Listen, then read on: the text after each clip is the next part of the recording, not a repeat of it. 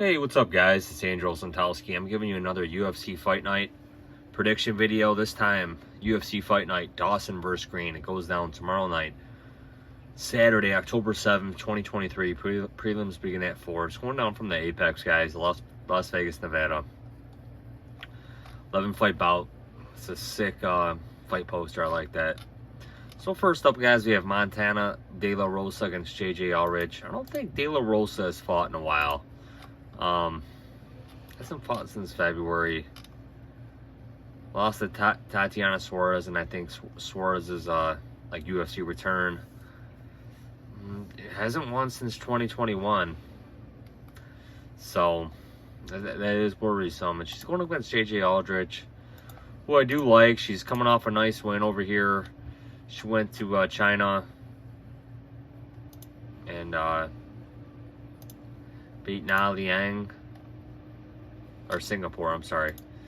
Beat Na Liang, who she was a huge favorite, so she was expected to do that. But I'm gonna side with De La Rosa here, man. I'm gonna side with the action coming in on De La Rosa. This might just be a stand-up fight. De La Rosa might have the better volume here. I'm gonna side with De La Rosa here, man, but she has a lot to prove. I am high in Aldrich. Aldrich kind of has one lost a couple, but look at who she lost to. She lost to Blanchfield, Lipsky. So, but I am going to side with Montana De La Rosa. Johnny Munoz Jr. against Aoriqileng. I'm going to side with Aoriqileng here. I don't know if he gets a knockout. I'm not sold on either of these guys. But Johnny Munoz Jr. just seems like he drops the ball when he should win. I'm going to side with Aoriqileng here. Kanako Murata against Vanessa Dinopoulos. Murata, she hasn't fought in 3 years, I think, and she lost to Amanda Lemos, or no, she lost to Verna a couple years ago. I don't know why I kept thinking. But I'm going to set Murata here to beat Vanessa Dinopoulos. Vanessa Dinopoulos, she is game. She's got a very short reach for the division. Lost to Karolina Kowalkiewicz in her last UFC fight. Nate Maness against Mateus Mendonca. I'm going to side with Mendonca here, man. This guy is a finisher. He lost to Javid Basharat, but we know how good the Basharat brothers are. He's got a lot of wins here, man. A lot of wins. He is Brazilian, 24 years old, and he's going up against Nate Maness, man. And like I said, I think there's a lot of people like me that question kind of why Nate Maness is fighting at 125. This guy was having some great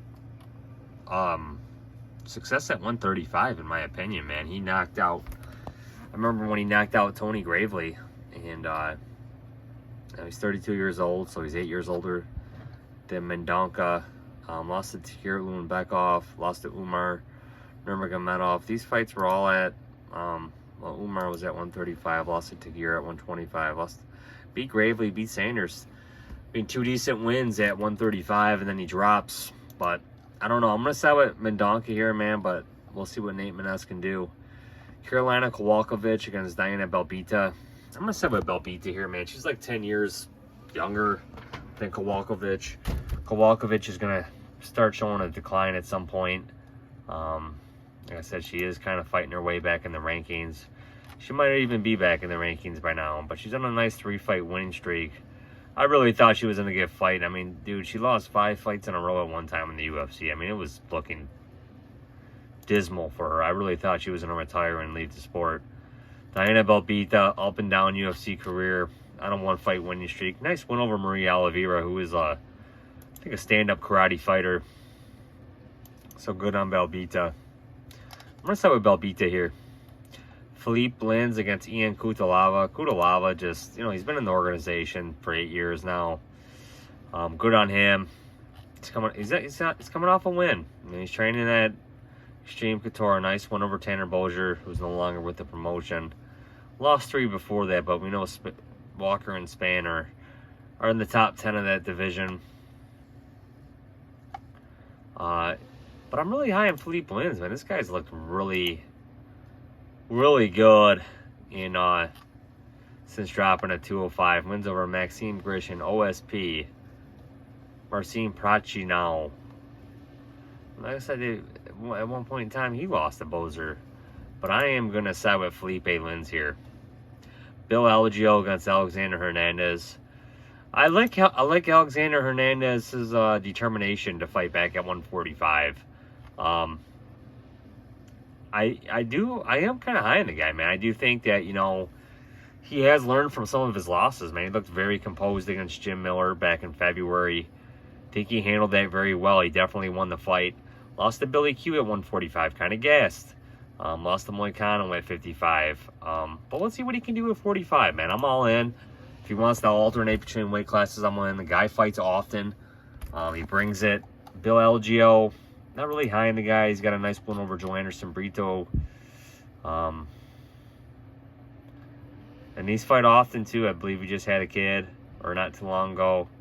He's coming off of a nice win over TJ Brown. So let's see what happens, man. Maybe LGO takes over if Hernandez gasses out. But I'm going to side with Alexander Hernandez. Drew Dober against Ricky Glenn. I'm going to side with Dober here. Seems like he's kind of getting an easy fight here. He's coming off a loss. But I'm going to pick him to beat Ricky Glenn. Ricky Glenn got knocked out in his last fight, so I'm going to side with Dober. Murata against Buckley. I was kind of impressed with Buckley in his welterweight debut, man. I mean, the guy is coming along a little better than what I thought he would. I didn't like the way he looked at 85. He's fighting a good guy in Murata here. They're both kind of chinny.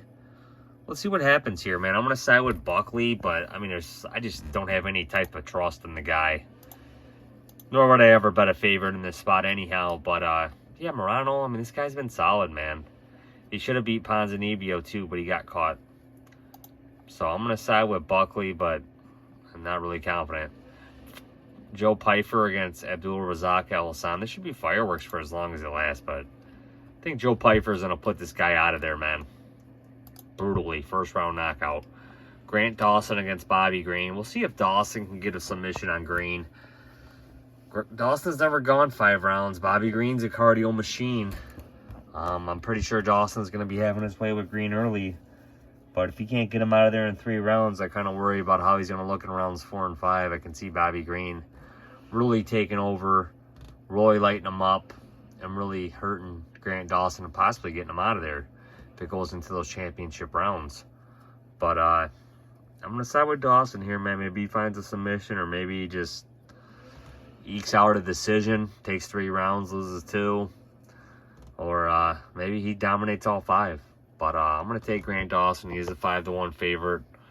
He is the younger fighter, but Bobby Green is a dangerous, dangerous dude.